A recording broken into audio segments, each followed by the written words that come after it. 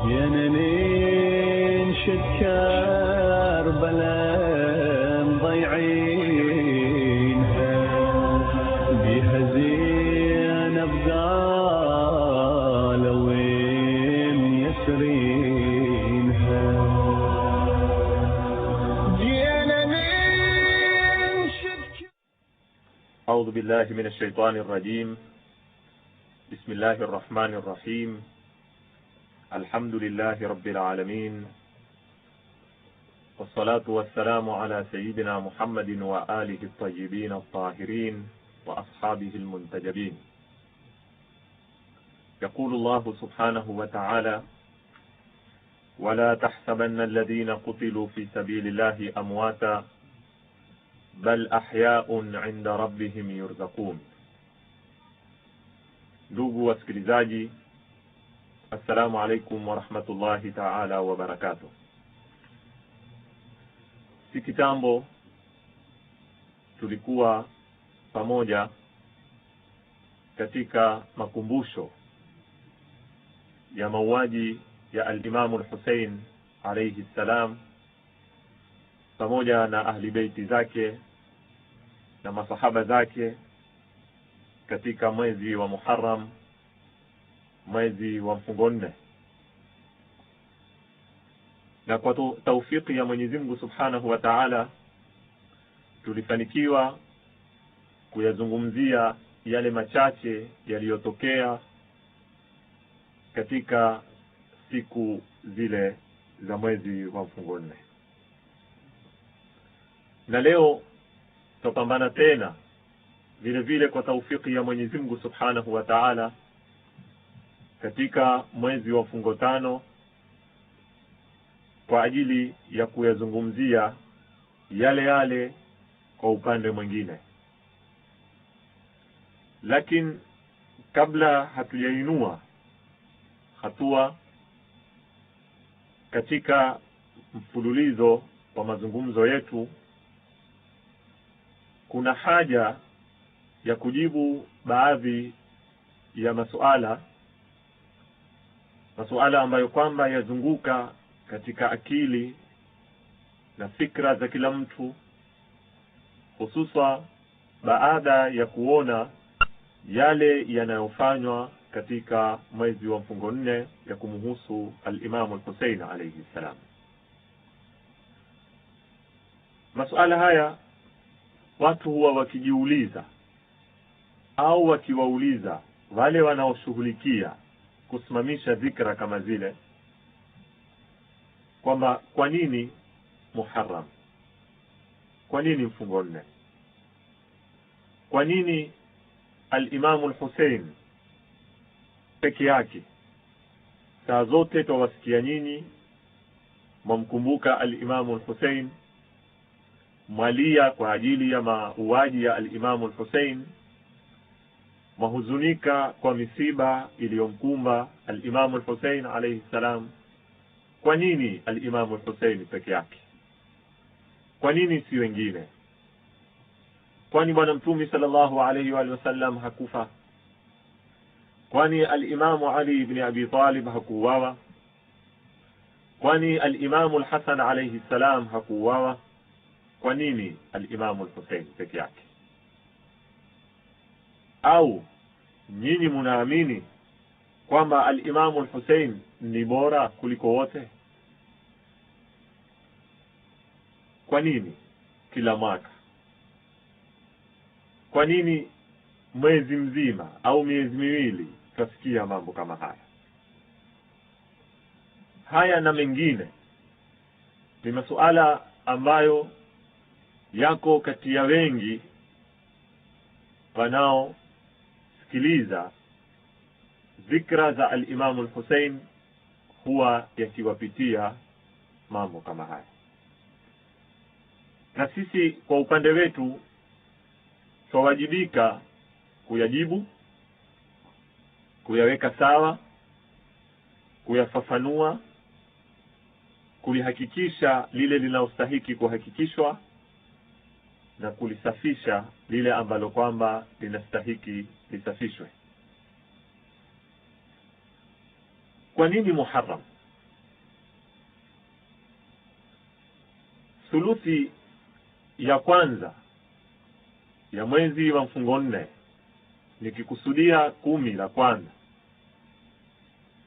siku zote huwa ni siku za msiba kwa wafuasi wa ahli baiti za Mtume sallallahu alayhi wa alihi wasallam. Na maimamu wa ahli albayt walikuwa na hamu kiasi kikubwa na wakitilia mkazo na kusisitiza ili siku hizi zibakishwe katika dhikra za watu, katika dhikra ya historia. Baadhi ya hadithi ambazo zimepokewa kwa maimamu zatuelezea kwamba al-Imam Ali ibn al-Husayn Zainul Abidin alayhi salam ilikuwa akiingiliwa na siku kama hizi baada ya kushuhudia mambo yaliyotokea Karbala. Ilikuwa akikaa akiyazungumza na kuyakariri yale yaliyomkumba babake na ndugu zake na masahaba wa babake, na huku akilia wakati akiyazungumza mambo kama yale. Ikawa jina la kulia al-Baka ni laqab, ni katika majina ya hirimu ya al-Imam Zainul Abidin. Katika majina yake yajulikana kwa jina la As-Sajjad, katika majina yake yajulikana kwa jina la Zainul Abidin, katika majina yake moja alikuwa akijulikana kwa al-Baka, mliaji sana, kwa sababu ya kumbuka masala ya Muharram, na kila akiyakumbuka ilikuwa akilia. Al-Imam Sadiq alayhi salam yuwazungumza akituambia kwamba al-Imam Zainul Abidin alimlilia babake kipindi cha miaka 40 baada ya kushuhudia mambo ya Karbala. Ikawa kila zikifika siku zile akikumbuka na akilia kwa kipindi cha miaka 40, mpaka baadhi ya watu wakamkabili al-Imam Zainul Abidin, wakawa wamwambia, ama ana lihuznika an yanqadhi wa libukaika an yaqil, haujafika wakati wa huzuni yako imalizike iishe, haujafika wakati wa kilio chako kipungue, wakati umepita. Na kama wanavyosema, siku husahauzisha mambo.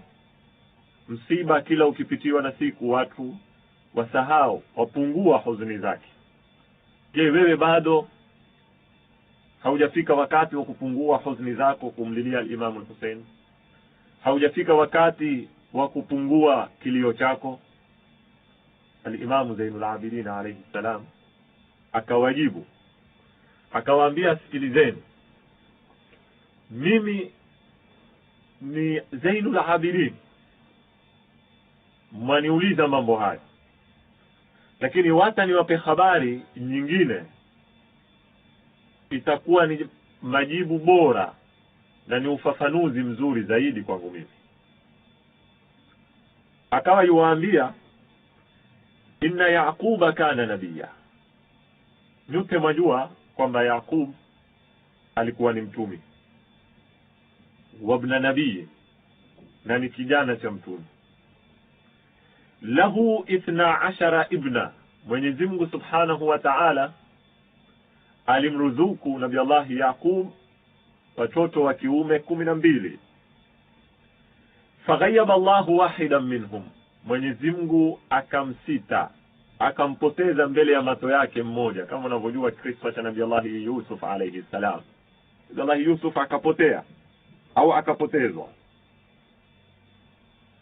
Fashaba ra'suhu min alhuzn, nyele zake zikawa nyeupe kwa kuhuzunika. Nabii Allah Yaqub akawa yuamkumbuka Nabii Allah Yusuf mwaka baada ya mwaka, siku baada ya siku, mpaka nyele zake za kichwa zikawa nyeupe kwa sababu ya huzuni.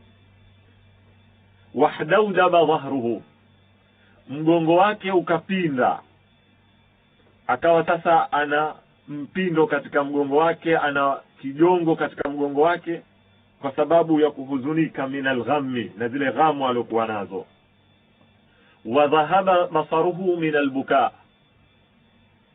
macho yake yalipotea, akawa tongo, haoni tena kwa sababu ya kulia. Yote hayo yafanywa na mtumi Nabii Allah Yaqub, ambaye Mwenyezi Mungu amempa watoto 12 wa kiume, amemkosa mmoja, amebakiwa na 11. Wabnuhu hai, al-Imam Zainul Abidin anaendelea kuwajibu, mtoto wake si kwamba amekufa wala ameuawa, yuko hai fi dari dunia, katika ulimwengu huu waishi. Sasa chukueni, al-Imam Zainul Abidin awaambia mfano, huyu ni Nabii Allah Yaqub, ana watoto 12, amemkosa mmoja, hakufa, yuko katika dunia hii. Alihuzunika kiasi hiki, akalia kiasi hiki, lakini muje mniangalie mimi ambao mnilaumu kwa nini naendelea kulia, kwa nini naendelea na huzuni zangu kwa muda wa miaka yote haya baada ya yaliyotokea katika uwanja wa Karbala. Awaambia, wa ana raaitu abi, mimi nimemuona babangu, wa akhi, na ndugu yangu, wa 17 min ahli, na watu 17 katika jamaa zangu, min ahli baiti, katika watu wa nyumba yangu, sar'a maktulina, nimewaona wamelala tiati, wametimba, wameuawa. Fakaifa yanqadhi huzni wa yaqil bukai, vipi huzuni yangu itamalizika? Vipi kilio changu kitapungua?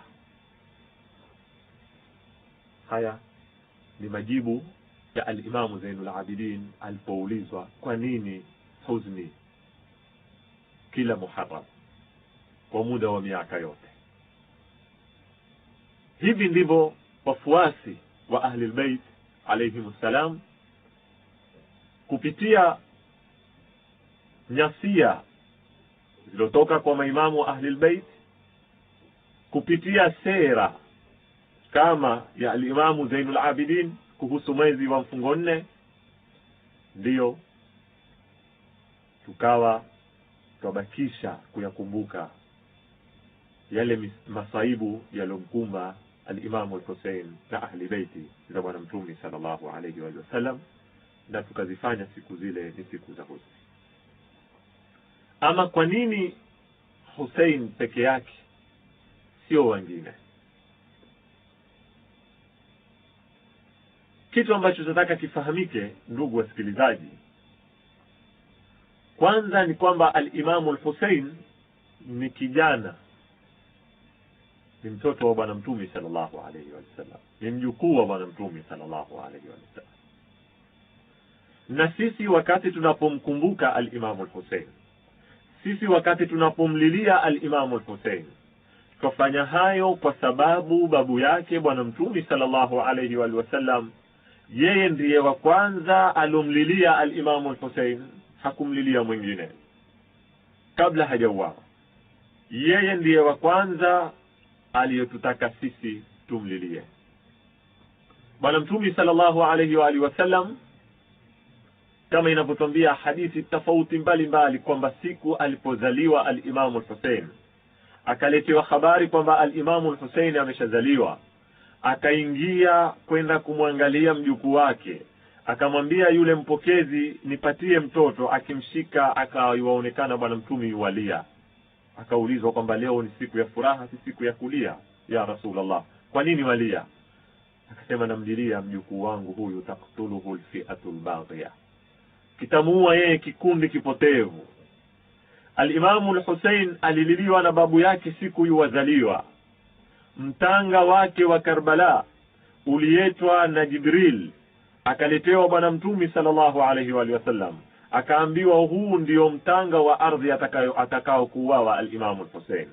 Mtume sallallahu alayhi wa sallam akampa Ummul Mu'minina Ummu Salama mtanga ule, akimwambia uweke na uhifadhi, siku ambao kwamba utauona mtanga huu umbadilika, umekuwa rangi ya damu, basi jua mjukuu wangu al-Imam al-Hussein ashauawa. Kwa hivyo sera ya bwana mtume, nyendo za bwana mtume kwa al-Imam al-Hussein zilikuwa zina tofauti na kwa wengine. Al-Imam Hussein alipata utukufu au alipata kutiliwa maanani zaidi mauaji yake kwa ajili ya sera ya bwana mtume, kwa ajili ya maneno ya bwana mtume sallallahu alayhi wa alihi wasallam. Pili, sisi wakati tunapomsherehekea al-Imam, tunapokumbuka masaibu ya al-Imam al-Hussein alayhi salam, haimaanishi kupuuza ya wengine kati ya viongozi wetu. Hatujapuuza ya bwana mtume sallallahu alayhi wa sallam, hatujapuuza ya al-Imam Ali, hatujapuuza ya al-Imam al-Hasan, bali tuna dhikrayati kadha wa kadha, minasaba kadha wa kadha ambayo kwamba twaisimamisha kwa ajili ya watu kama hao.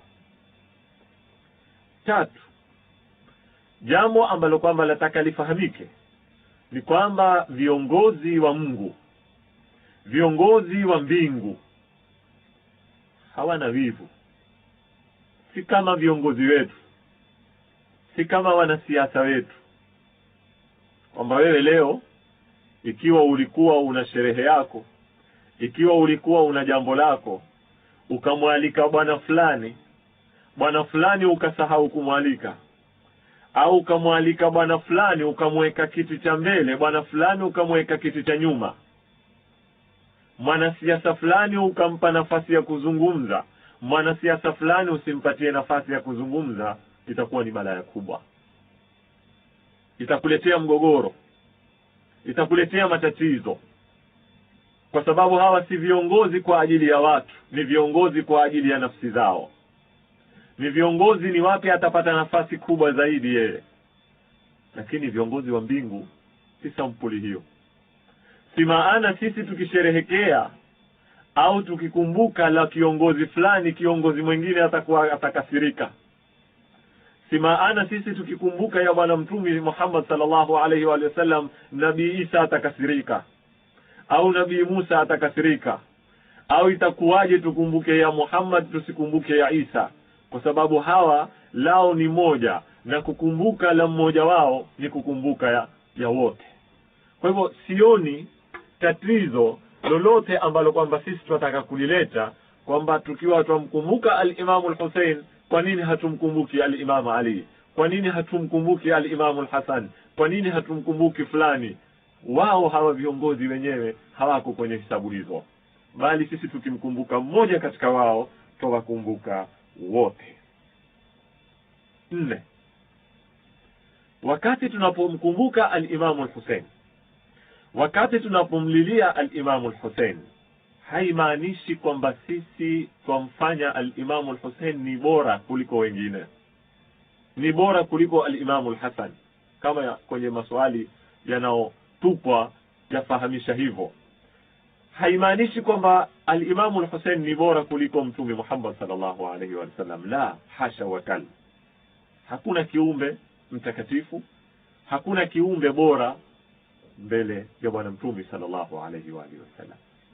Na kumkumbuka al-Imam al-Hussein haimaanishi kwamba amekuwa ni bora kuliko bwana mtume sallallahu alaihi wa sallam. Hapa ndipo watu watakaofahamu vizuri sana, ndipo mahali panapoleta matatizo kati yetu, kwamba nyinyi bwana mumkumbuka al-Imam al-Hussein, hamkumbuki mtume. Nyinyi mtukua mtanga wa al-Imam al-Hussein, mtanga wa Karbala, hamtukui mtanga wa Madina. Kwanza, kama nilivyosema, sisi hatujampuza mtume Muhammad sallallahu alaihi wa sallam. Sisi tuna minasaba ya maulidi ya kila sampuli inaomhusu bwana mtume sallallahu alaihi wa sallam, na tunaposimama kumkumbuka al-Imam al-Hussein tusimama kwa amri ya bwana mtume sallallahu alaihi wa sallam, kwa sera ya bwana mtume sallallahu alaihi wa sallam. Kisha haidawa ni ubora. Kitu kikiwa kitakuwa na hususia, kitu kikiwa kitakuwa na sifa fulani, kitu kikiwa kitakuwa na kazi fulani ambayo kwamba haitokuweko kwenye kitu kingine, haimaanishi kwamba kitu kingekuwa bora kushinda kile kingine. Nikipiga mifano ya haraka, sasa hivi tutukue sisi maji ya Zamzam, tuangalie Waislamu wanavyoyatukuza maji ya Zamzam, Waislamu wanavyoyaitakidi maji ya Zamzam, na hadithi kadha wa kadha ambazo zimpokewa kwa Bwana Mtume sallallahu alayhi wa sallam zinazotuelezea ubora, sifa, hususia ambazo ziko katika maji ya Zamzam. Maji ya Zamzam yatibu, maji ya Zamzam yafanya hivi. Tukifuatilia maji ya Zamzam tupata asili yake yanatoka kwa Nabii Allah Ismail alayhi salam. Wakati baba yake Nabii Allah Ibrahim alayhi salam alipomtukua Hajara na mtoto wake Nabii Allah Ismail akawapeleka katika uwanda wa Maka, mahali ambapo hapana maji, Nabii Allah Ismail akawashikwa na kiu. Mama yake yuenda mbio yuatafuta maji, akirudi amkuta mtoto mdogo amepiga yale miguu yake katika ardhi mpaka kuntokea maji. Ndio asili ya maji ya Zamzam. Sasa ikiwa maji ya Zamzam yana alaka na Nabii Allah Ismail, na maji ya Zamzam yana sifa hizi, na tukija kwa Bwana Mtume Muhammad sallallahu alayhi wa sallam hana maji ya Zamzam, hana maji yenye sifa kama hizi, je, itakuwa sisi kwa imani hiyo ya kuamini maji ya Zamzam, kwa sifa hizo tunaozipatia maji ya Zamzam, imekuwa Nabii Allah Ismail ni bora kuliko Bwana Mtume sallallahu alayhi wa sallam? Hii ndio mizani ambayo kwamba tutaitumia sisi? Bila shaka la. Kwa hivyo ikiwa kuna hususia fulani kwa al-Imam al-Hussein, ikiwa kuna kutiliwa maanani katika baadhi ya mambo ya al-Imam al-Hussein, hayamaanishi kwamba al-Imam al-Hussein ndiye bora. Hususia au sifa au panadoli ikiwa yatibu maradhi ya kichwa na maji ya Zamzam hayatibu maradhi ya kichwa, haimaanishi kwamba panadoli shakuwa ni bora kuliko maji ya Zamzam. Kisha sisi tunapenda kuuliza kupitia haya maswali tulioulizwa sisi, kwa nini Hussein? Kwa nini si Mtume? Kwa nini kila mwaka?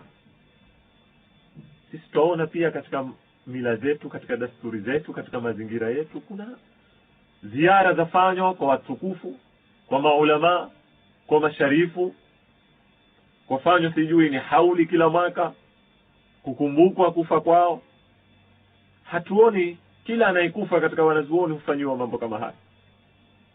Hatujasikia ziara ya Mtume, hatujasikia ziara ya khalifa wa kwanza Abu Bakar, hatujasikia ziara ya khalifa wa pili, hatujasikia ziara ya al-Imam Shafi, hatujasikia hauli zikifanywa, bali tunasikia hauli ni za sharifu fulani, ni za sayyidi fulani, ni za alimu fulani. Sasa je, wao waamini kwamba hawa mbora kuliko wale? Je, waamini kwamba wao wapuuza wale kina makhalifa wa kwanza, kina Imam Shafi, kina Bwana Mtume sallallahu alayhi wa sallam?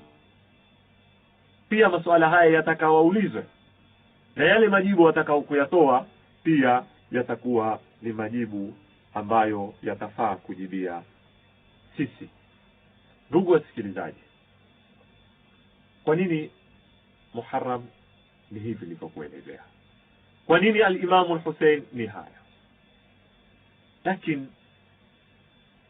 mimi napenda kuzungumzia kitu cha mwisho, ni kwamba tusijishughulishe sana kutafuta kwa nini al-Imam al-Hussein amebaki na ataendelea kubaki, kwa sababu ni mambo hayako kwenye nguvu zetu.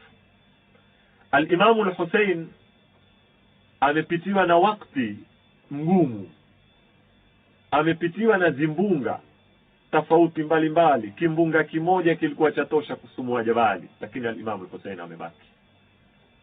Tusitafute kwa nini al-Imam al-Hussein, tutafute ni nini tutakachokufaidika nacho wakati tunapomsoma al-Imam al-Hussein, na tuangalie yale ambayo yatatuendeleza maisha yetu na yatatatua matatizo yetu, ili tupate kuendelea na al-Imam al-Hussein. Walhamdulillahi rabbil alamin. Wassalamu alaykum wa rahmatullahi ta'ala wa barakatuh. جننين شكر كربلاء مضيعينها بها زينب قالوا وين يسرينها. أعوذ بالله من الشيطان الرجيم. بسم الله الرحمن الرحيم. الحمد لله رب العالمين، والصلاة والسلام على سيدنا محمد وآله الطيبين الطاهرين وأصحابه المنتجبين. يقول الله سبحانه وتعالى: ونفس وما سواها فألهمها فجورها وتقواها قد أفلح من زكاها وقد خاب من دساها. صدق الله العلي العظيم. Ndugu wasikilizaji, assalamu alaikum wa rahmatullahi ta'ala wa barakatuh. Bado twaendelea na kutukua madarasa na mawaidha kupitia yale yaliyotendeka katika siku za Muharram, siku za Ashura na Karbala. Lakini masala wakati yanapoelezwa vile yalivyoelezwa na ikaonekana kile kipimo cha yale yaliyotendwa katika Karbala na namna walivyouawa na ni kina nani waliouawa na ni sampuli gani waliouawa na ni kina nani walioua, wakati kinapozungumzwa kile kisa na yanapozungumzwa na kutajwa yale majina yalohusika kuunda tukio lile, upande huu na upande huu, na watu wakamuelewa kila mtu anayetajwa nani. Wakati anapotajwa Imam Hussein, watu wakamuelewa Imam Hussein ni nani. Wakati anapotajwa Sayyida Zainab, watu wakamuelewa Sayyida Zainab ni nani na wengine. Na wakati upande huu kunapotajwa Yazid, watu wakamuelewa Yazid ni nani, Ubaidullah ibn Ziyad ni nani, Umar ibn Saad ni nani. Watu wakayaelewa mambo, huja wakapigwa na mshangao mkubwa. Huja wakawa wajiuliza, kwa kipindi kifupi kama hiki cha miaka 50 tu baada ya kuaga dunia Bwana Mtume sallallahu alaihi wa sallam, ambao bado wale waliomuona Bwana Mtume wakaliko baadhi yao, bado zile sura za Bwana Mtume, sauti ya Bwana Mtume haijapotea katika macho na katika masikio ya watu. Huja mtu akawa yuwajiuliza, ilikuwaje watu wakafanya yale? Vipi umma wa Kiislamu uliweza kusikilia kipimo cha kuweza kumuua Imam Hussein alayhi salam chini ya uongozi wa Yazid? Fil hali al-Imam Hussein wote wajua ni mtoto wa Fatima alayha salam, na Fatima ni binti ya Bwana Mtume sallallahu alayhi wa sallam. Kwa ufupi, al-Imam Hussein ni mjukuu wa Bwana Mtume. Mjukuu yule hajatoka kwenye dini ya Bwana Mtume. Mjukuu yule hana shaka ya Uislamu wake. Mjukuu yule hana shaka ya imani yake. Ili kuwaje? Uliwezaje umma kutenda yale waliyotenda? Ni suala gumu ambalo kila mtu mara nyingine huenda akawa hataki kuyaamini yale yanayoelezwa, na sababu ya kukimbia kuyaamini yale yanayoelezwa ni kulikimbia swali hili, kwa sababu akiyaamini yale yanayoelezwa na vile yalivyoelezwa, ni lazima ajiulize ili kuwaje, waliwezaje kushika upanga wakamuua? Kwa dakika hizi chache leo, ndugu wasikilizaji, sisi na nyinyi tutajaribu pamoja kutafuta masala haya yalikuwaje yakafika hapa. Lakini mimi napenda tuyaunde kwa muundo mwingine kabla ya kuyatafutia suluhisho na jibu. Badala ya kuuliza vipi umma uliweza kuyatenda yale walioyatenda na kumuua al-Imam al-Hussein, usawa mimi naona tuliulize vipi hawa kikundi hiki chama cha Bani Umayya kiliweza kufikia kwenye utawala wa Kiislamu. Kwa sababu hapo ndipo penye jibu la kwa nini al-Imam al-Hussein aliweza kuuawa. Kwanza tujiulize ilikuwaje mpaka Yazid akawa atakuwa ni khalifa wa Waislamu. Ilikuwaje mpaka Muawiya akawa atakuwa ni khalifa wa Uislamu. Mpaka wakapata nafasi ya kuzitumia nguvu za kummaliza al-Imam al-Hussein alayhi salam. Nafikiri swali la fali na sampuli hii litakuwa bora zaidi kuliko kuulizwa vipi umma, kwa sababu tutakuwa tumeshirikisha wengi ambao wengine walikuwa hawamo. Tunaposema umma wa Kiislamu ulimuua Imam Hussein, itakuwa ni wingi tuntia Waislamu wote katika kumuua al-Imam Hussein. Na kilichomuua al-Imam Hussein ni kikundi ambacho chatawaliwa na hizbu ya Bani Umayya, chama cha Bani Umayya ambacho kimetawalia siasa ya Kiislamu. Ndugu wasikilizaji, nikitaka kulitambalia suluhisho na jibu la swali hili kwa ufupi na kwa wakati tulionao, napenda nizungumze hivi kwamba si jambo la kawaida, si jambo rahisi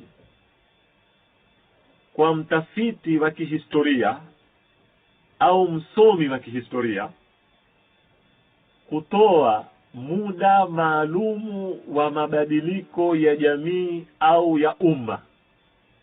Si rahisi. Sisi leo kama wa Kenya, Waislamu tulioko Kenya, tukitaka kuzungumza ni siku gani, ni mwaka gani, ni mwezi gani tulianza kuanguka, tulibadilika, si rahisi kutoa date na saa au mwezi au mwaka. Kwa sababu kubadilika kwa umma, kubadilika kwa jamii si kitu kinachopatikana baina ya usiku na asubuhi. Sawa sawa ikiwa mabadiliko ya kutoka kwenye maendeleo kushuka kwenye kurudi nyuma, au ni mabadiliko ya kutoka kwenye kurudi nyuma kwenda katika maendeleo, si jambo linalopatikana kati ya mchana na usiku. Ni vitu zinakwenda shay'an fa shay'an, hatua baada ya hatua, step baada ya step. Kwa hivyo na sisi tukitaka kuuliza kwamba umma ulianza kubadilika lini mpaka ukaweza kumuua Imam Hussein, si jambo la kawaida. Kwa hivyo lazima tuyasome kwa utaratibu yale mambo yalivyokwenda hatua baada ya hatua. Na tukitaka kuyasoma hatufai tuyasome wakati wa Uislamu pia. Tunataka tuyasome kabla ya Uislamu. Jambo linalojulikana ni kwamba katika jamii yoyote kuna khairi na shari. Kuna vita na mvutano kati ya khairi na shari. Maadamu jamii ni muundo wa kibinadamu, na maadamu mwanadamu huyu ni mpandamanisho baina ya khairi na shari, ana nafsi ambayo kwamba ya mvuta huku ikimpeleka huku, anazita ndani ya nafsi yake za khairi na shari.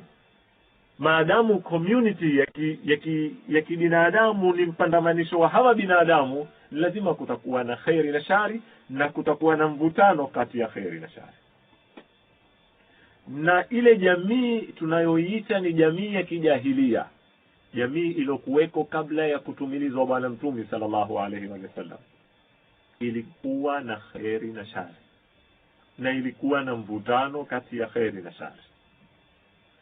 Na upande wa khairi ulikiongozwa na Bani Hashim, ulikiongozwa na Hashim babu yake Mtume sallallahu alaihi wasallam. upande wa shari ulikuwa ukiongozwa na Bani Umayya, ulikiongozwa na kabila la Bani Umayya, au sema ulikiongozwa na mwenyewe Umayya. Umayya akiwa yuwamathil shari na Hashim yuwamathil khairi, nguvu hizi mbili zikipambana katika ile jamii inayoitwa jamii ya kijahilia. Akaja akatumilizwa bwana Mtume sallallahu alaihi wa sallam, na kwa matakwa ya mbingu na teguo la mbingu, na kwa misingi ya kuwa mkombozi na mwongozi lazima atoke katika upande wa kheri, katika matumbo ya kheri, ikawa bwana Mtume atakuwa ni kutoka kwenye tumbo la Bani Hashim. Na wale Bani Umayya ambao walikuwa ni upinzani wa Bani Hashim, baada ya kuona kwamba mbingu zimeingia kati na mbingu zimewavisha medali wale Bani Hashim, ilikuwa ni nafasi ya wao warudi nyuma, wafikirie, waone kwamba huu upinzani si wa sawa, afadhali na sisi tufuate maamrisho ya mbingu, tuingie katika kuwafuata Bani Hashim. Wakawa la, haiwezekani, lazima tuendelee na vita hivi. Kwa hasad na chuki vita vikaendelea, ile vilokuweko katika jahilia zikaja wakati wa Uislamu. Bani Umayya katika kupambana na Bani Hashim wakati wa Uislamu, vita vao vilipita katika stage tatu. Kwa mujibu wa dhuruf, namna zilivyokuwa, hali namna ilivyokuwa, situation namna zilivyokuwa, walikuwa wakibadilisha mapambano na mbinu za kimapambano kama inavyobadilika da'wa na Uislamu unavyokwenda stage baada ya stage. Kwa hivyo twaweza kufupisha stage tatu za mapambano. Stage ya kwanza ni stage ya kutepuza, kupasuka lile ua la Uislamu katika mji wa Makka, baada ya kuambiwa bwana Mtume sallallahu alaihi wasallam, wewe ni mtume, iqra fasda, tangaza, waite watu katika Uislamu. Mtume akaanza kazi yake kipindi ambacho Uislamu ulikuwa ni dhaifu kiidadi, kisiasa, kiuchumi, hata kijamii. Kwa hivyo Bani Umayya wakawa watapambana na Uislamu katika kipindi hiki, kwa sababu ya dhurufu hizi nilizozieleza za Uislamu, watatumia mbinu sampuli mbili. Mbinu ya kwanza ni harbul ishaat, ni vita vya propaganda dhidi ya bwana Mtume. Sasa kukaanza, huyo ni majnun, ni mwendawazimu, huyo ni mshairi, huyo ni kuhani, huyo ni mganga, huyo ni hivi, propaganda. Huyo hafuatu isipokuwa na wanyonge, ni watu wana njaa, ni watu hawana chakula, hao ni watu wamampoa vitu kidogo wakaingia kwenye Uislamu. Propaganda ni harbu nafsia, vita vya kinafsi.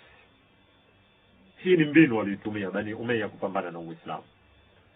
Pili ni al-irtihad, huku watoa propaganda kuipiga personality ya bwana Mtume, huku wawanyanyasa wale wanyonge, wajaribu kuwatumilia mabavu, wajaribu kuwapiga. Na ndio utakuta watu kama kina Bilal, watu kina Khabbab ibn al-Arad, watu kama kina Ammar ibn Yasir, mamake Sumayya na baba yake Yasir, vile walivonyanyaswa, wengine wakauawa, wengine wakapigwa. Hizi zilikuwa ni zita zinazoongozwa na Bani Umayya, wanaoimathil shari katika community iliyokuwa kwa wakati ule, wakipambana na Bani Hashim wanaoimathil khairi katika community iliyokuwa kwa wakati ule wa Makka. Uislamu kaendelea, bwana Mtume akagura, akaenda katika mji wa Madina. Kugura bwana Mtume kwenda katika mji wa Madina, Uislamu ukatoka kwenye stage ukaingia kwenye stage nyingine. Dhurufu, hali zikabadilika sasa, kutoka kwenye udhaifu, kutoka kwenye kuwa Uislamu haumiliki nguvu yoyote ya kisiasa, haumiliki nguvu ya kiuchumi, haumiliki nguvu ya kijamii. Sasa ukawa Uislamu wamiliki mji, Madina imewapokea. Sasa mtume ana jeshi, sasa mtume ana serikali. Hapa Bani Umayya ilikuwa wana fursa pia wafikirie kwamba hii shari tuiwape, tujiunge na kheri. Wakaona bado ni lazima tupambane nao Bani Hashim, lakini kwa mbinu tofauti na zile. Propaganda hazifanyi kazi tena. Ijtihad kuwanyanyasa hawawapati tena sasa Waislamu, kuwatesa. Sasa ni iqamatul harb, ni kusimamishwe vita sasa ili tummalize Muhammad na Uislamu tuumalize. Ndio kukaendelea vita miaka baada ya miaka, zita za Badri, zita za Uhud, zita za Hunain, zita wakaingiza na wengine ndani, lakini vile vile wakashindwa. Vile vile wasiweze kumaliza mtume, vile vile wasiweze kuimaliza kheri, na kheri ikabaki kuendelea mpaka ikafika mtume akaja akaftahi mji wa Maka, mji wao akaushika bwana mtume sallallahu alaihi wasallam. Sasa hapa Uislamu ukaingia katika stage ya tatu, ukatoka kwenye stage ambayo ni ya nguvu kidogo, ukapanda kwenye stage ya tatu ni ya nguvu zaidi. Sasa sio mtume ana dola peke yake, sio mtume ana jeshi, la, ameushika paka mji ambao kwamba ni kituo cha Bani Umayya wanapopambana. Bani Umayya wakawa watakuwa na fursa ya kufikiri, warudi nyuma, wajiingize katika khairi, lakini wakawa bado wataka kuendelea na shari. Lakini dhuruf haziwakubali tena propaganda, haziwakubali tena kuwanyanyasa, wao ni madhaifu sasa, haziwakubali tena kupigana. Sasa lazima wabadilishe mbinu, na wao wakaja na mbinu ya tatu. Mbinu ya tatu ikawa ni kama wanavyoita ni kuupiga Uislamu kwa ndani,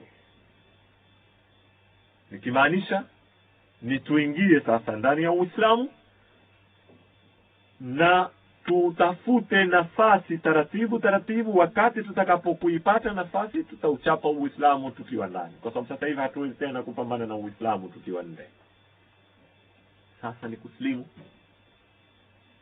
Pia Muawiya naye kasilimu, Abu Sufyani naye akasilimu, kina Marwani wakasilimu, hizbu ya Bani Umayya yote ikasilimu, na mtume akawaita tulaka, wale watu waliowatahuru siku ya Maka.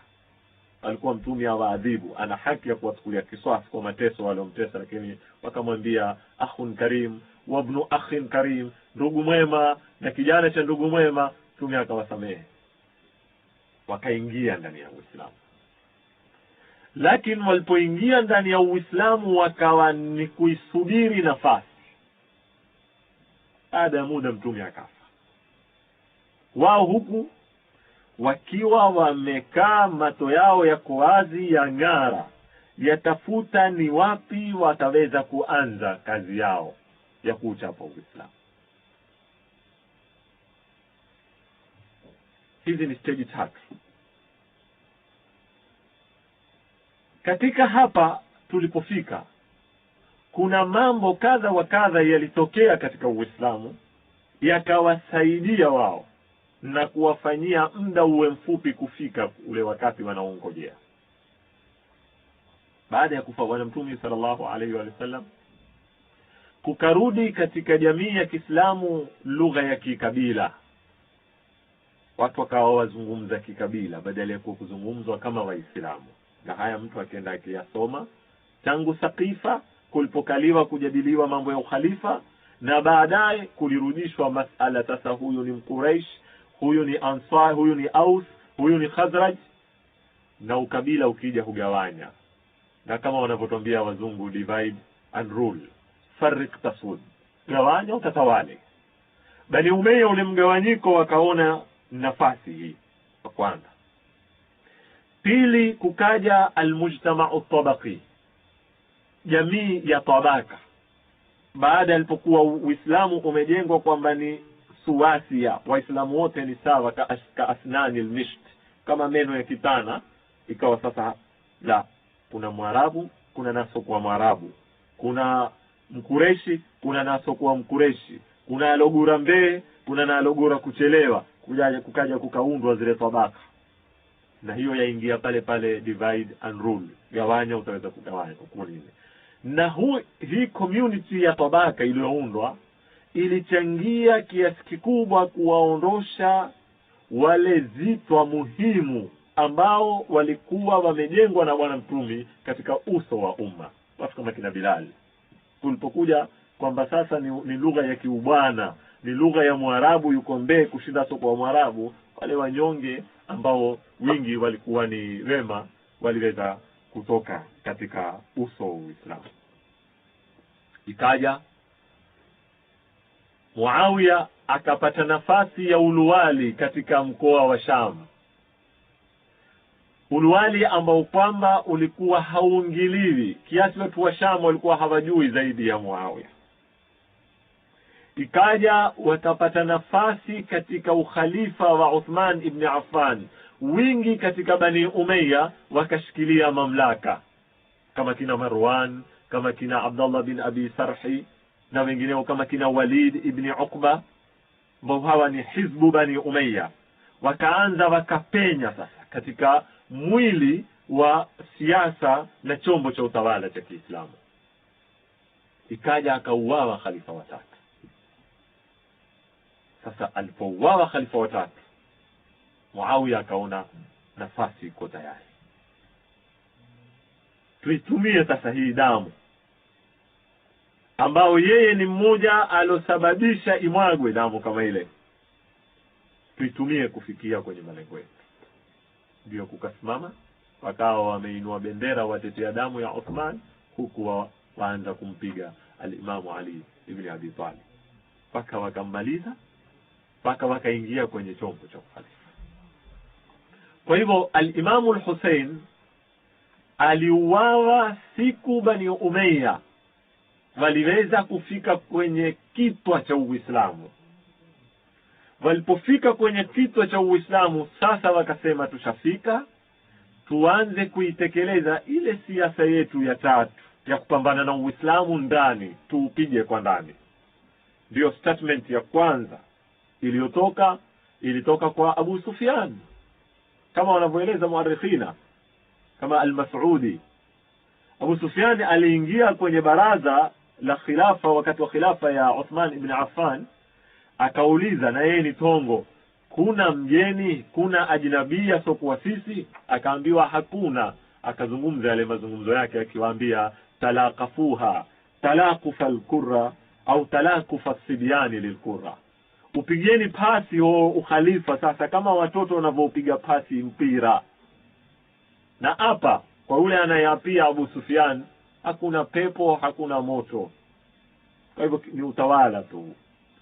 Muawiya naye akafuatiliza statement ya pili akisema kwamba wahadha ibn Abi Kabsha, akikusudia Mtume, hakuridhika mpaka jina lake ameliweka kwenye mwadhini pamoja na jina la Mungu atajwa mara 5. La, haiwezekani mambo hayo, tutasaga sahkan au suhkan wa dafnan, na lazima tutazika sisi watu, hatuwezi kukubali vitu kama hivi.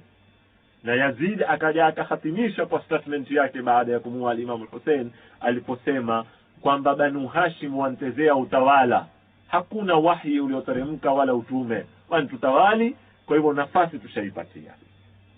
Hivi ndivyo alivyouawa Imam Hussein, na hivi ndivyo umma ulivyoweza kufikishwa na Bani Umayya ukaweza kumpinda Imam Hussein vile ulivyompinda katika uwanda wa Karbala, na kusitakate ukuti wala kusitetemeke unyele, na damu ikamwagika, ambao damu ile ya yule jana ilikuwa ni Mtume yuko hai, watu wamuona, kufa tu watu wamemfanyia kizazi chake hali hii. Na Mwenyezi Mungu Subhanahu wa Ta'ala atatujalia min alladhina yastami'una alqawla fayattabi'una ahsana. Walhamdulillahi rabbil alamin. Wassalamu alaykum wa rahmatullahi ta'ala wa barakatuh.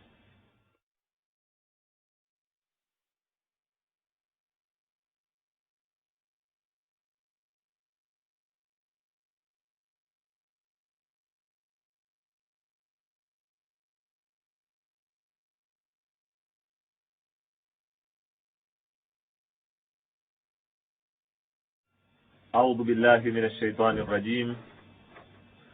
بسم الله الرحمن الرحيم. الحمد لله رب العالمين، والصلاة والسلام على سيدنا محمد وآله الطيبين الطاهرين وأصحابه المنتجبين. يقول الله سبحانه وتعالى: ولا تحسبن الذين قتلوا في سبيل الله أمواتا بل أحياء عند ربهم يرزقون. صدق الله العلي العظيم. Ndugu wasikilizaji, assalamu alaikum wa rahmatullahi ta'ala wa barakatuh. Katika mazungumzo yetu tunayoendelea nayo kupitia matukio ya Karbala na misiba ya Ashura, kwa lengo la kusoma na kupata mafunzo katika yale yaliyotendeka, leo napenda kuzungumzia darasa hili linalofuatia ili tupate kufaidika mimi na nyinyi. Lakini darasa lenyewe, kama kawaida yangu mara nyingi katika madarasa yaliyopita, tutakuwa na maswali kadha wa kadha ambayo tutayetupa maswali yenyewe, kisha tukiyajibu katika majibu yale maswali tukipata mafunzo. Sisi tumeona kupitia vipindi tofauti mbalimbali yale yaliyotendeka katika siku za Ashura, vile walivyouawa ahli baiti za Mtume sallallahu alayhi wa alihi wasallam. Lakini suala ni kwamba, je, Hussein alikufa katika Karbala? Je, ile thaura aliyoisimamisha al-Imam al-Hussein iliweza kubadilisha kitu katika hali ya umma? Je, al-Imam al-Hussein alishinda au alishindwa?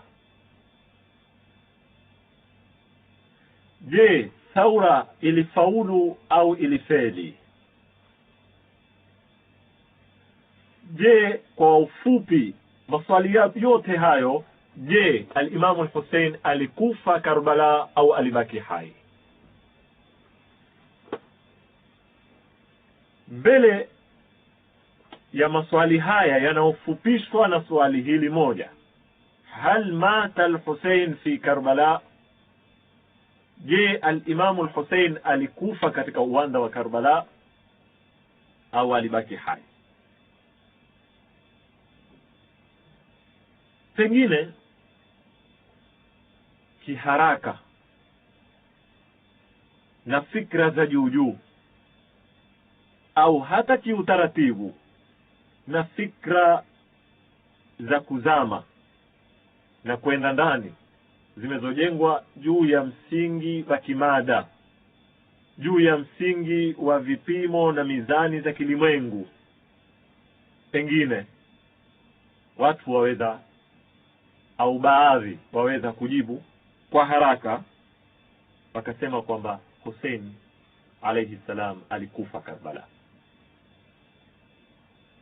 Thaura ya al-Imam al-Hussein haikufaulu, ilifeli.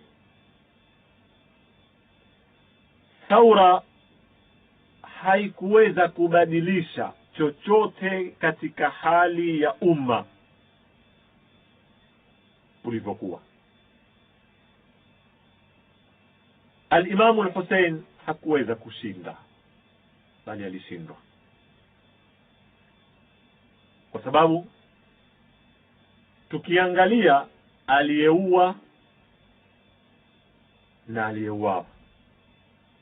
Aliyeuawa ameshindwa, aliyeua ameshinda. Tukiangalia aliyebaki na aliyeondoka, Yazid alibaki, Imam Hussein aliondoka. Tukiangalia umma ulibadilika nini? Hakubadilika chochote,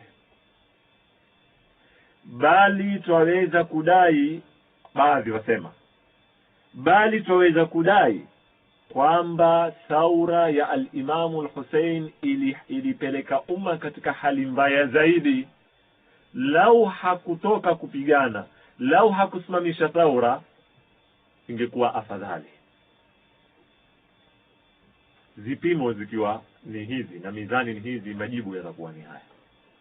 Kwa hivyo kwa ufupi, hal mata al-Hussein fi Karbala? Naam, kwa mujibu wa usomi sampuli hii wa kihistoria, amekufa.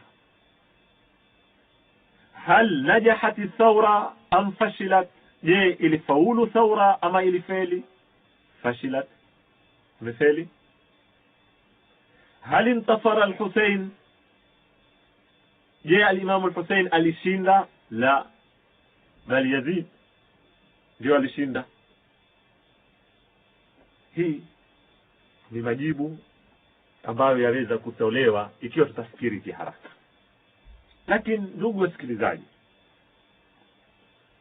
ikiwa tutataka kuijibu thawra kwa misingi ya kidunia, kwa misingi ya aliyekufa ameshindwa, aliyeua ameshinda, kwa misingi ya aliyebaki ndio aliyoshinda, aliyokwenda ndio ameshindwa, itakuwa jawabu sawa sawa zilizotolewa. Lakini ikiwa sisi tutaisoma thawra na tutaihukumu thawra kwa mizani za mbingu, si kwa mizani za ardhi, majibu yatakuwa ni tofauti. Kwa sababu mitume wengi wameuawa. Hata mwenyewe al-Imam al-Hussein katika baadhi ya maneno yake, wakati ilipokuwa yuwatoka kwenda kwenye thawra, baadhi ya wale washauri na walokwenda kumpa nasaha ili asende kupambana, aliwajibu akiwaambia kwamba nyinyi mwadhani kwamba ni udhaifu mimi kuuawa, ni kushindwa mimi kuuawa? La. Nabii Allah Yahya ambaye ni mtume wa Mungu, al-Imam al-Hussein awaambia, alipindwa, alafu kichwa chake kikatiwa kwenye tasa, kwenye sahani ya dhahabu, akapelekewa mahari mwanamke mchafu. Je, al-Imam al-Hussein awaambia, ni mwafikiri kwamba yale yaliyompata Nabii Allah Yahya ni kwa maana yeye hana utukufu wowote kwa Mungu mpaka Mungu akaridhika yafanyike yale? Na wale walioweza kumpinga Nabii Allah Yahya ndio wanaopendwa na Mungu na ndio washindi? Vipimo za kimbingu si hivyo. Kwa hivyo ikiwa sisi tutaisoma thawra kwa kuangalia aliyeua ndio ameshinda, aliyeuawa ameshindwa, aliyebaki ndio mshindi, aliyokwenda ndio ameshindwa, tutakuwa sisi tunatoka kwenye vipimo za kidini, na itatubidi tuhukumu mitume wingi na watu wema wingi waliopita nyuma wameshindwa, ikiwa vipimo zitakuwa ni sampuli hizo. Lakini tukisoma thawra ya al-Imam al-Hussein kimbingu, ni nani aliyofaulu? Kufaulu tusiangalie duniani. Kweli al-Imam al-Hussein hakufaulu siasian, kisiasa hakushinda, hakufika kwenye utawala. Hakufaulu askarian, kijeshi, ameuawa jeshi lake lote. Hakufaulu pengine kama wanavodai ijtimaiyan, kijamii, hakuleta mabadiliko yoyote ya kijamii kama wanavodai nasema. Hakufaulu iktisadiyan, kiuchumi, pengine hakuna pato lolote lolipata. Lakini hizi ndio vipimo za kidini? La. Iko wapi akhira? Iko wapi pepo na moto ambao hasara na kufeli au kufaulu na faida ya kihakika, sisi tunahitajika iwe ni pepo na moto. Yule ambaye ataingia peponi, kwa hiyo ndio amefaulu. Yule ambaye kwamba ataingia motoni, dhalika huwa al-khusranul mubin, huko ndiko kufeli kubaya kuliko wazi. Kwa hivyo vipimo za kidini kwanza hazikubali majibu yale. Pili, malengo ya al-Imam al-Hussein hayakuwa ni hayo. Kwa sababu sisi tukitaka kumsoma al-Imam al-Hussein, amefeli au amfaulu, ameshinda au ameshindwa, lazima kwanza tujiulize, yeye ni kipi kilichomtoa? Ni nini ilikuwa akitaka? Tukiweza kufahamu yale malengo yake, zile target zake, zile goals ambazo kwamba yeye alikuwa yuwazitaka ni hizi, hapo ndio tuje tuipime Thaura imehakikisha malengo yale au haikuhakikisha. Sio sisi tuje tuunde malengo yetu sisi ambayo hayakuweko kwenye akili ya Imam al-Hussein, tuyaweke kwamba haya ndiyo malengo ya Thaura ya Imam al-Hussein, kisha tujiulize yampatikana hayakupatikana, kwa hivyo Thaura imfeli. Itakuwa sisi tumsoma makosa ya Imam al-Hussein, tumhukumu. Hatumpi uhuru wa kujieleza, hatumpi uhuru wa kujipima yeye mwenyewe, tumpima sisi.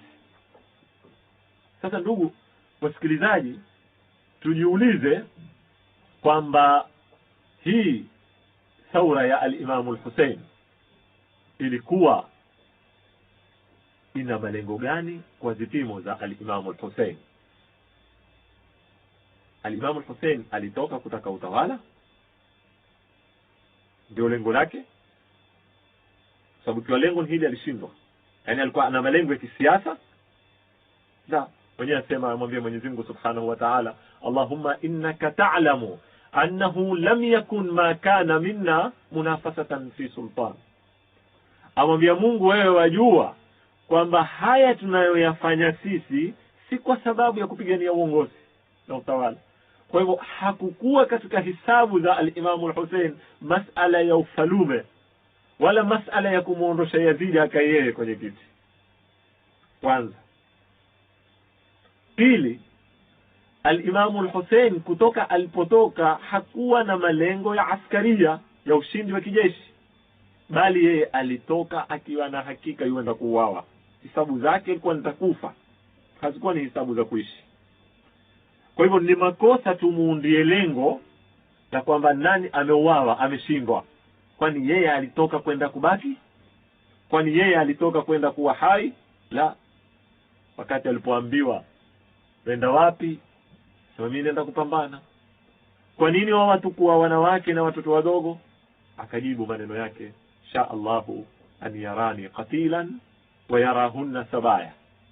Mungu ametaka anione mimi nimeuawa na awaone hawa watoto na wanawake ni mateka. Kwa hivyo ni amri ya Mungu, na mimi najua nenda kufa na nimetoka kwa lengo la kufa.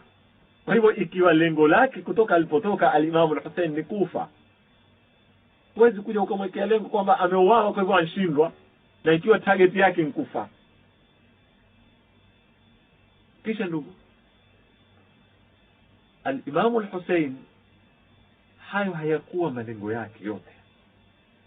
Kisiasa, ya kiuchumi, ya kijeshi, hayakuwa kwenye hesabu ya al-Imam al-Hussein. Al-Imam al-Hussein alikuwa na malengo, na malengo yake ni haya yanayofuatia. Baada ya kuyaeleza, kisha muje muyaangalie yankuwa au hayakuwa, aliyafikia au hakuyafikia. Alafu baada yake ndio tuje tuangalie Thaura ilifaulu au ilifeli. Sio tumwekee sisi malengo alafu tumhukumu, tumwambie wewe ulifeli kwa sababu hukufikia malengo hayo, fil hali yeye mwenyewe hakuweko kwenye hisabu kabisa na malengo hayo. Katika malengo ya al-Imam al-Hussein, lengo la kwanza la Thaura yake ilikuwa ni tahtimul itari dini al-muzayyaf, kama wanavyotuambia wanazuoni wa historia. Ilikuwa ni kuivunda fremu ya kidini waliojiwekea Bani Umayya ya bandia,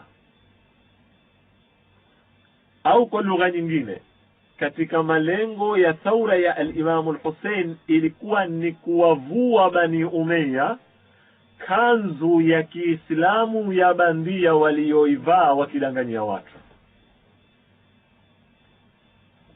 Sababu watu walilelewa wakifahamishwa kwamba Yazid, Muawiya ni hivi, hawa ni Waislamu, hawa ni watu wema, hawa ni hivi, kwa yale mapambo ambayo ni ya kudanganya watu. Kwa hivyo thaura ya al-Imam al-Hussein alayhi salam, target yake ya kwanza, lengo lake la kwanza ilikuwa ni kuondosha ukuta huu na kanzu hii inaowaziba watu kuwaona kina Muawiya na kina Yazid kwa ukweli wao, kwa uhakika wao, ili awaweke kwenye mtana wa jua, kila mtu amfahamu ndio Yazid. Hili lengo la kwanza. Lengo la pili la thaura ya al-Imam al-Hussein ilikuwa ni iqadhul his, kuziamsha hisia zile, dhamiri, ambao ilikuwa dhamiri imeuawa, imelaliwa, kiasi watu wayaona mambo yatendeka hawana habari, kama leo umma ulivyokufa, umma wetu leo. Utamkuta, tusiende mbali, mzazi yuwaona makosa yanatendwa na mtoto wake na yuwateka. Leo badala ya kulia, wamuona mzazi amuona mtoto wake wa kiume yuwafanya madhambi, yuwafanya zina, yuko na msichana, yuwateka, alafu asema amenipata mimi, basi bado mimi nilikuwa zaidi ya namna hiyo. Ile hisi, dhamiri za kidini zimekufa. Hivi ndivyo ulivyokuwa umma. Al-Imam al-Hussein, kwa kule kuuawa kwake, kile kifo chake namna kilivyokuwa na alitaka kiwe vile, watu walipata mshtuko. Watu walianza kujiuliza, kwa nini yawe hivi? Sisi tuko wapi? Sisi tuko, kuna binadamu?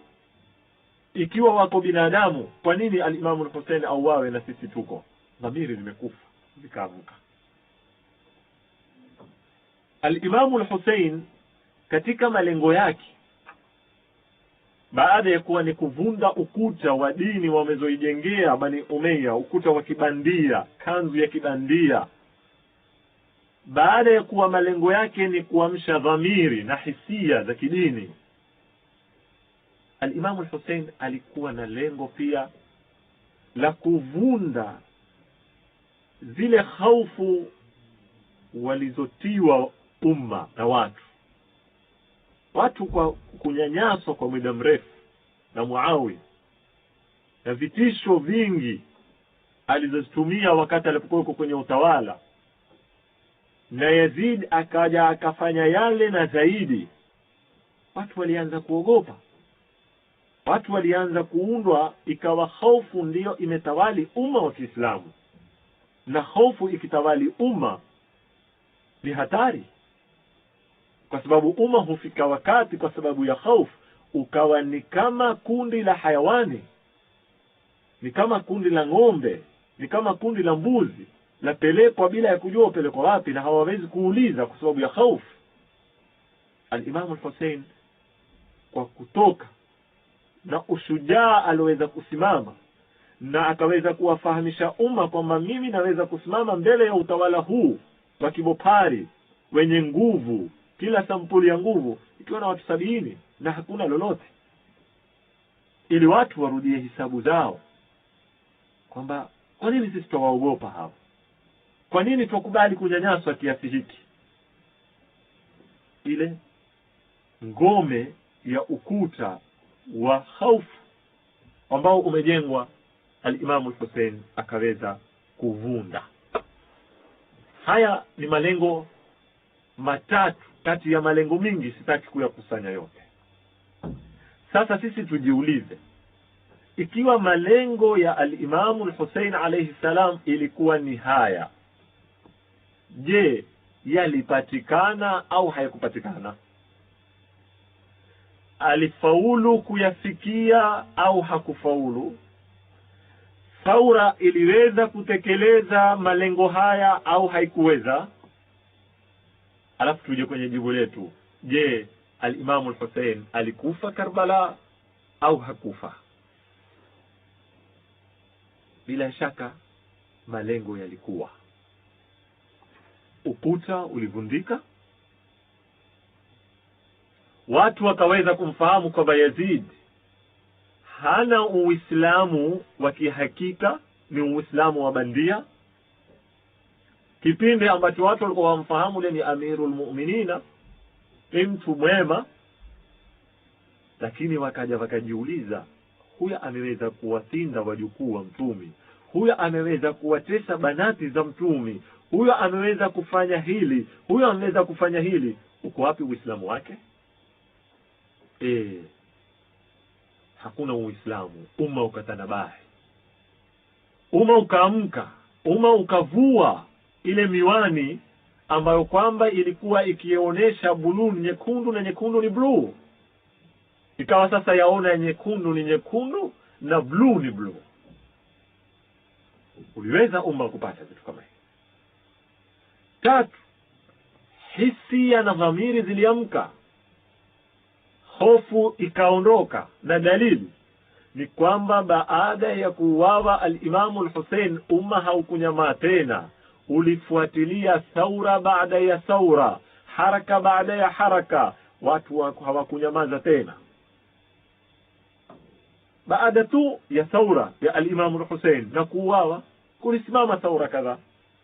Thaura ya kwanza ilisimama ni thauratu tawabin, watu wa Kufa wanajiita alikuwa ni thaura ya kutubia. Kwa nini? Wao walimlet down al-Imam al-Hussein.